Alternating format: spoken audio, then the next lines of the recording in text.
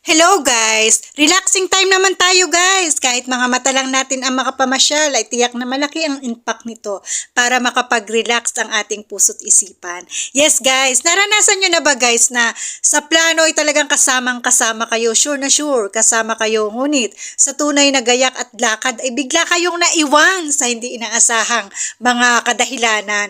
Yes guys, ganyan nga ang nangyari sa amin. Naiwan kami sa tunay na gayak at tunay na lakad dahil nga yung palang araw na yun ay exam na ng anak ko. No ba naman yan, nalimutan ko talaga.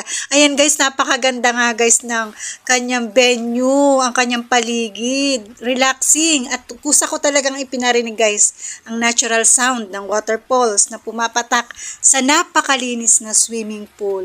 O diba guys, kung nandyan tayo talagang pwede na tayong maupo sa puting-puting silyang yan at mag-model-model tayo kapag kinunan tayo ng